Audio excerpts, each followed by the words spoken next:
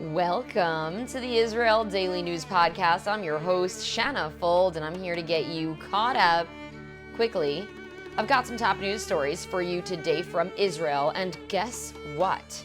You're listening, so you're already on top of your game. Survive and thrive, people. Knowledge is the best weapon. Today is Thursday, October 16th, 2025 in the Gregorian calendar, and the 25th of Tishrei, 5786 in the Hebrew calendar. Stay tuned for the end of the show where we'll have a Torah thought from our spiritual guide, Rabbi Yossi Madvig of Oswego, New York. Now, let's get to the news.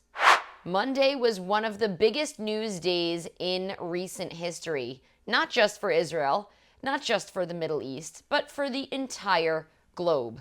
But we are not out of the weeds just yet. And while there have been many celebrations across Israel and the Jewish world, many are holding their breaths until the last hostage body comes home, and some say they're even bracing for a potential attack, whether it's now or in the future, down the line. On Monday, October 13th, a major deal was executed between Israel and the Hamas terror group. 20 hostages were returned alive from the Gaza Strip into Israel. Reports are already out that, against the instruction of professionals, Hamas handlers fed the captives so to make them look healthier after having intentionally starved them for 2 years. So far, as of this writing and recording, Hamas has returned 9 out of 28 deceased hostages, despite they said they would be released by Monday at noon. Hamas issued a statement just moments before this broadcast, claiming the recovery of Israeli hostages remains, meaning the bodies, may take some time, insisting some bodies are buried in tunnels destroyed by Israel and others remain under collapsed buildings. The group said the process requires heavy equipment that it cannot access because Israel has restricted its entry. Israeli officials have dismissed these explanations and are calling them excuses, saying intelligence shows Hamas still has access to more bodies than it admits and is deliberately withholding them against the terms of the deal. U.S. President Donald Trump told CNN News in the United States that if fighting in Gaza resumes, no American troops will enter the Strip, saying another force would operate under the U.S. umbrella. His comments come after Defense Minister Israel Katz in Israel said that for the IDF to prepare a comprehensive plan to defeat Hamas, that plan is underway should the group fail to meet the terms of the ceasefire agreement. Earlier, Hostage Affairs Coordinator Gal Hirsch informed families of fallen hostages that Israel is maintaining and intensifying pressure on Hamas to return the bodies. The 9 bodies Israel has accepted so far include Tamir Nimrodi, Uriel Baruch, Eitan Levi, Major Mohammed Al-Atras, Inbar Chaiman, Guy Iluz, whose family opened the funeral to the public and urged Israelis to come and support them in Ra'anana, which is north of Tel Aviv. Yossi Sharabi, whose brother is Eli Sharabi. Eli was released in a previous hostage deal and came home to find his wife and daughters had been murdered on October 7th. Also, Bipin Joshi, who was only living in Israel for a few weeks as an agricultural student from Nepal when he was abducted. And Captain Daniel Perez. These are the 9 bodies that have so far made their way into Israel. May their families be comforted in some way by having the bodies home. Can you imagine having to identify these bodies? It's absolutely heart-wrenching. Hamas is saying they are looking for the rest of the bodies. Again, I want to note that Hamas accepted this deal, so they must have known when they accepted it that they were not sure where the bodies were. This has prompted Israel to threaten restrictions on aid, which is something Israel said they would provide more of or send in more of as part of this deal. Israeli forces withdrew from a number of places within Gaza as part of the agreement, and they are threatening to reoccupy Gaza Gaza if the bodies are not brought back. Well, that's because there's two sides of any deal, and the side of the Hamas deal is not being upheld. The United States, which actually brokered this deal, is rejecting the claims that Hamas violated the ceasefire deal, explaining that the delayed return of hostages' bodies was anticipated due to difficult conditions in Gaza. Senior Trump advisors say that Washington is coordinating with Israel to create a safe zone for civilians and advance the demilitarization and reconstruction of Hamas-free areas. They added that multiple countries plan to join an international stabilization force for post-war Gaza, where Palestinians will remain during the rebuilding under a transitional technocratic government, with statehood discussions currently on pause for now. Violent and disgusting videos have been surfacing showing Hamas slaughtering Palestinians in the streets in an effort to make a point to anyone who goes against them that they'll be killed. Hamas released a video themselves, apparently, showing 8 blindfolded men kneeling down before being shot, calling them collaborators and outlaws. The footage, reportedly filmed on Monday night, appeared amid violent clashes between Hamas security forces and armed Palestinian clans accused of having Israeli ties or accused of being bolstered by Israel. France's foreign ministry strongly condemned this. Their ministry made a statement about this. The violence is because Hamas is meant to resign from their position of power within the Strip and disarm themselves. When asked on News Nation Monday, I was brought in as an Israel expert on News Nation, what I thought about the momentum moving forward. I said that I think it will take an outside peacekeeping force with big, huge guns and ammunition to actually transition Hamas out of power. Let me ask you something. Why would a terror group that got into power through a bloody coup just lay down their weapons? Do you think a terror organization is just gonna lay down their weapons because they said so? They're a terror group. Some things don't need to be so analyzed, in my opinion. Hamas returned the bodies of 2 slain Israeli hostages on Thursday, including Inbar Hyman and Sergeant Major Mohammed El Atrash on Thursday. Their remains were transferred by the Red Cross and honored in Israel before being identified. 19 hostages' bodies remain unrecovered, with Hamas claiming that they can't locate them. Defense Minister Israel Katz is warning that Israel will resume fighting if Hamas fails to meet the ceasefire terms. Again, the U.S. says that Hamas is still searching for those bodies in good faith. President Donald Trump said the recovery process is slow due to the debris, rubble, and tunnels, and he vows that no one will be left behind. Despite Israeli officials are accusing Hamas of slow-walking the returns, U.S. officials insist that the deal must hold up and these recovery efforts must move forward. According to the IDF, 27-year-old Inbal Hyman was abducted from the Nova Music Festival and murdered by Hamas on October 7th, 2023. Her death was confirmed in December of that year. She's the last female hostage body to come back. So there are no more female bodies left in Gaza. 39-year-old Mohammed Al-Atrash from Sawa, which is a little place near Nazareth in the center/north of Israel, served as a tracker in the northern Gaza brigade and was killed in combat on the same day. His body was taken into Gaza, and his death was confirmed in June of 2024. That's when that information came about. Released hostage soldier Matan Angres eulogized his commander, Captain Daniel Perez, whose body was returned to Israel shortly after Angres was freed from more than 2 years in Hamas captivity. He told the crowd that he hadn't prepared anything. I think we understand why he didn't get a chance to prepare anything for this funeral, if you'd like to call it, and that he was speaking and from his heart. He said that this was the least he could do for Daniel and the entire crew. Angres called Perez a figure to be admired and said his commander, Daniel was the commander, would remain with him until the day he died. He vowed to keep fighting for their missing tank crewman, Itai Chen.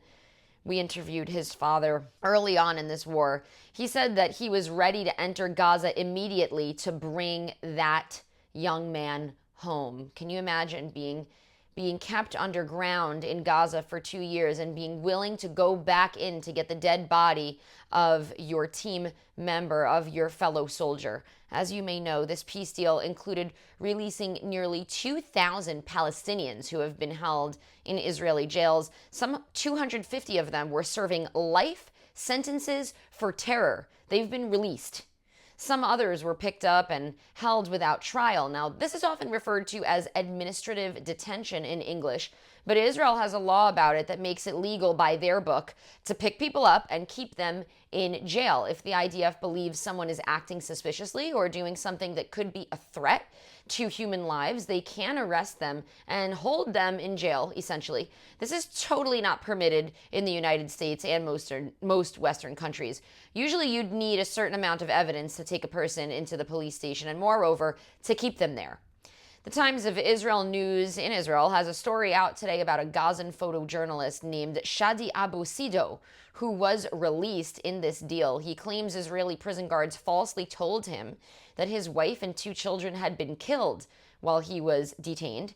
He learned the truth only after his release on Monday under the U.S. brokered ceasefire deal, when he discovered his family was alive and waiting for him in Khan Yunis.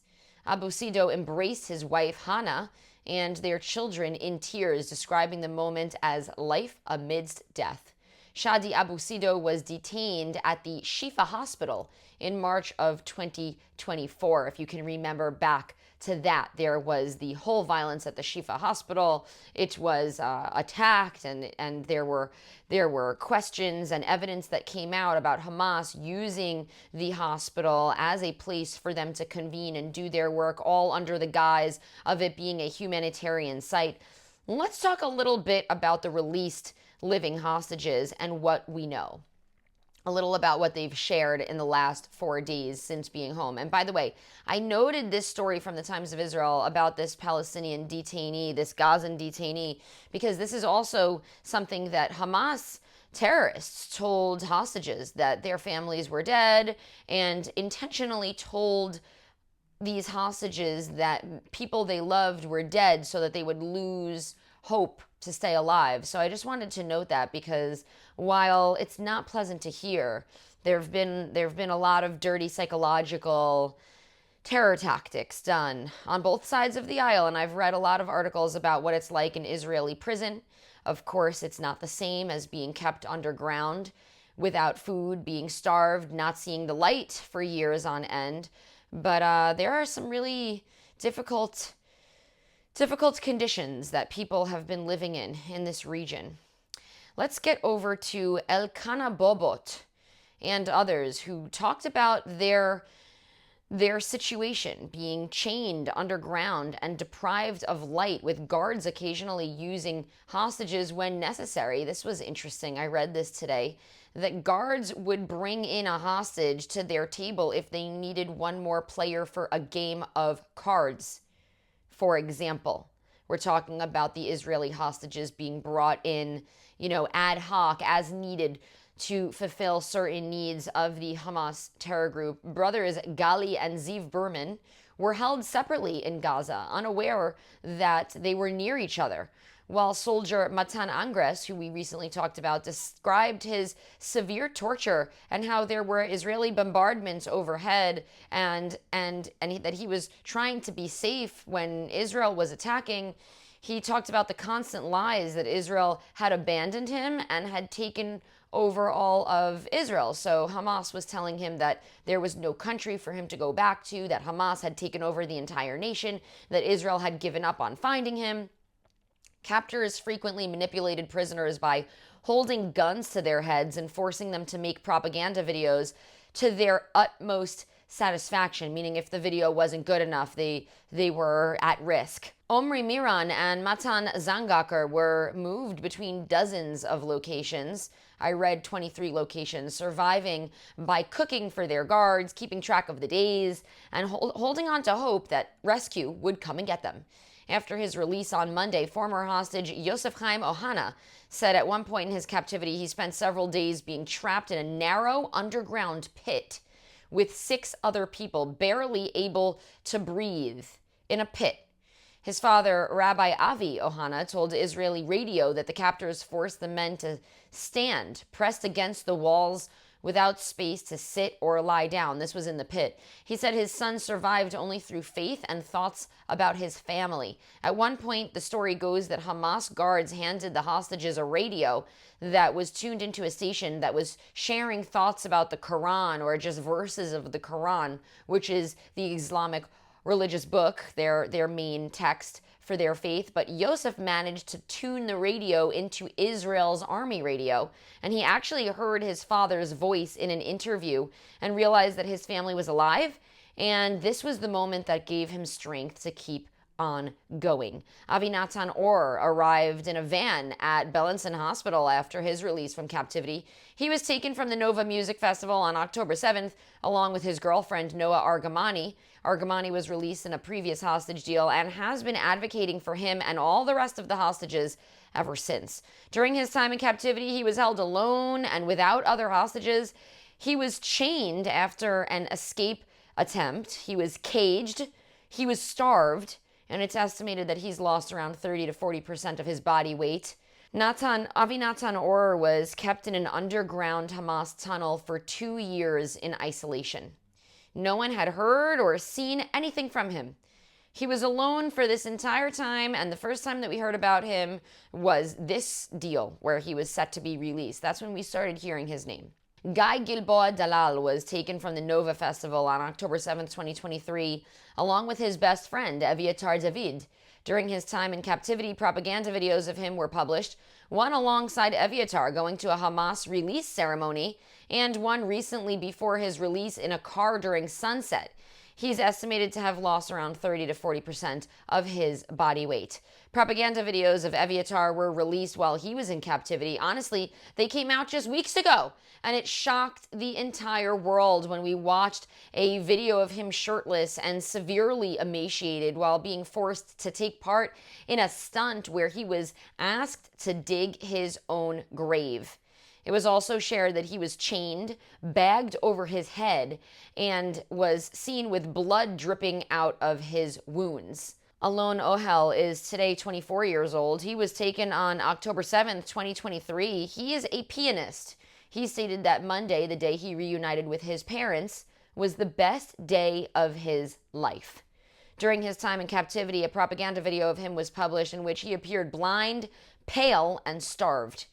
Israel awaits the remaining 19 bodies of deceased, but that's the update on the condition that we have so far. I'm sure that we're going to have a lot of stories from these released hostages coming out. That's the roundup of what happened to these hostages. Absolutely horrific details have been released. A special thanks goes to our partner, Bernie News Network, or BNN, for providing great intel for us here at the Israel Daily News.